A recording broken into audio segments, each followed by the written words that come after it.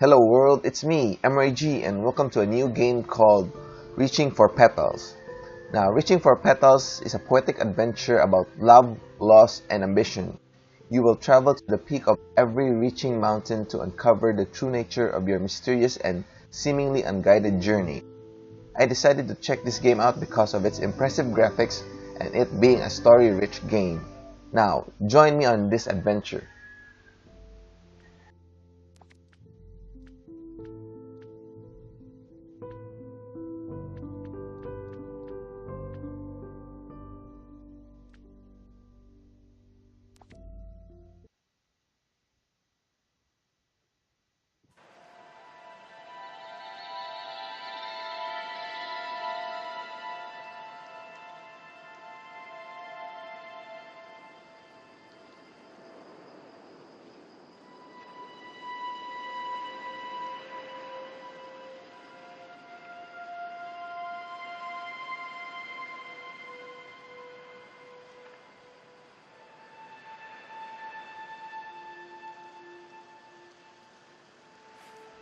So space is to jump and shift is to jog.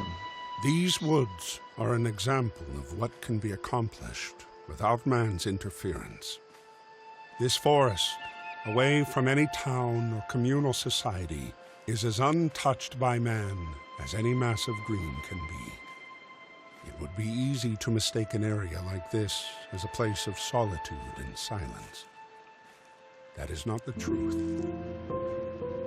Here, there is no substantial evidence of civilization, but that does not mean it is without life. Wind and water fill the amphitheater with motion and meaning.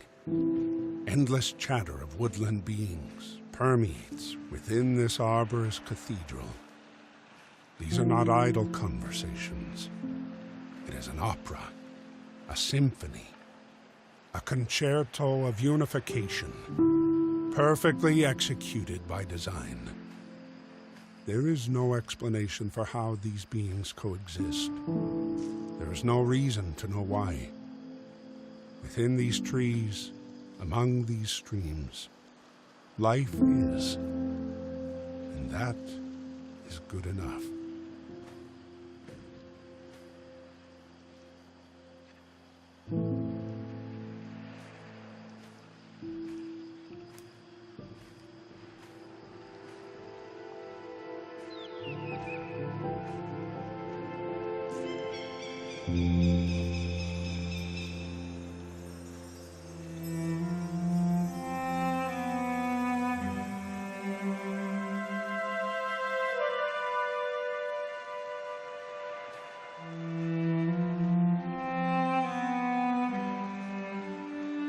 Let us jump up these steps.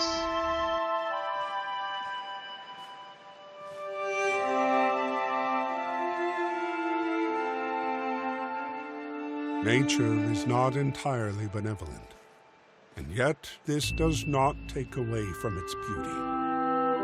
Animals are hunted and eaten alive, with no knowing of anything outside of this forsaken wood. Human life is very much the same. Every day is lived knowing that any moment could be your last. But it is assumed that now is not that moment. Today is not that day. There is a desire to strive for significance, but in the end, every day ends just the same. These vicious beings live doing what they must do to survive, even if it means the end of another creature's life. Does this make them any different than the small rodent burrowing its home within the confines of a tree to seek shelter from the outside world? Even something as beautiful as a flower can be subjected to draining the essence of other greenery to stand a little bit taller and glow a little bit brighter. There is a cruelty in nature that brings about destruction, and yet this forest still stands. Life carries on, even if it's not the life that came before. I guess I can't jump up this ledge.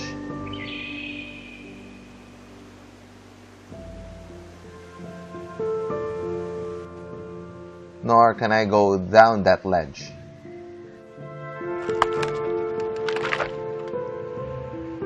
I needed to press E to interact with that rotten tree.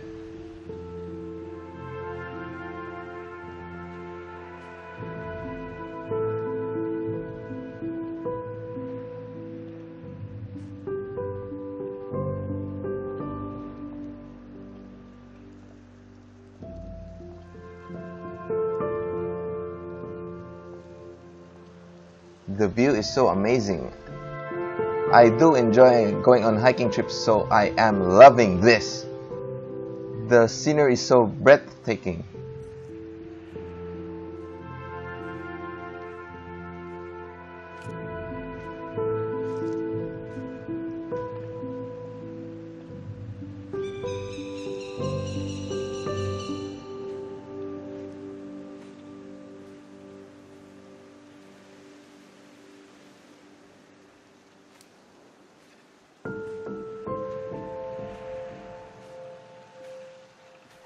It's so peaceful, so relaxing.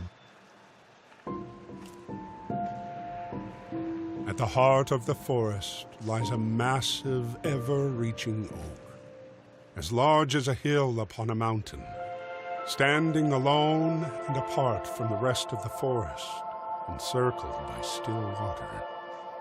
The trunk of the behemoth is impossibly thick, able to withstand the elements for the centuries it has stood here. The stoic branches do not sway like the other trees within the wind. Night is everlasting beneath the countless branches. No light permeates the endless leaves. There is one thing that this beast of a structure exacts more than any other being on this planet. It endures. It endures the frost of the winter, the storms of the spring, the scorch of the summer, and the collapse of autumn. It endures the loneliness from being different and unyielding. The tree grows taller and stronger with each year, but never closer to the others that surround it. The other trees live, and they will surely die. But this monolith remains to stand the test of time.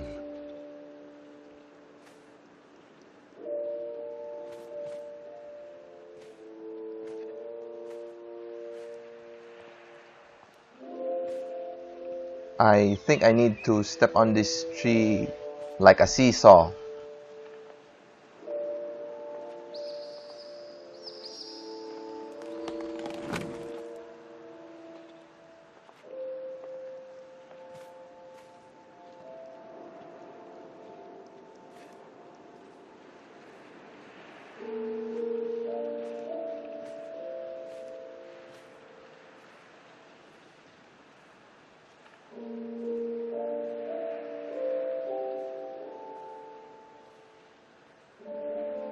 Streams cut into the wooded area like capillaries, carrying the essence of life from the top of the hills to all the organs of the forest.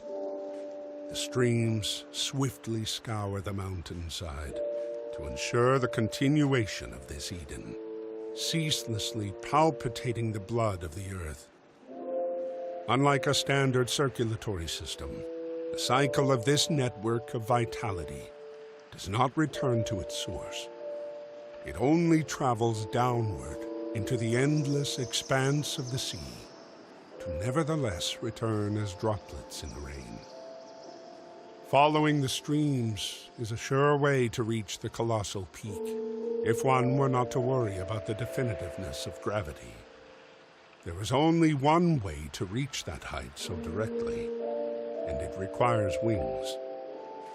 Without a transport of such convenience, one must move onward into the dense arteries of the mountain, where the sun is no longer your companion, and the loneliness truly sets in.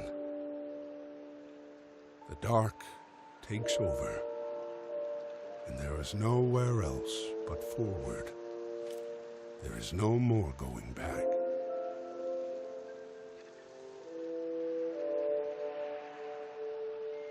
K plus R.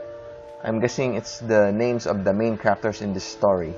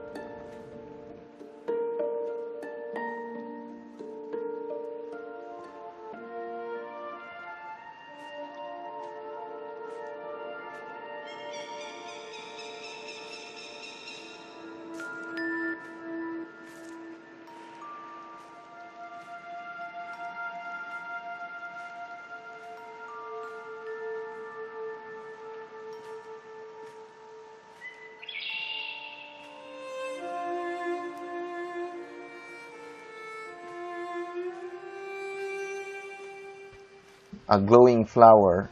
I'm guessing I need to interact with this.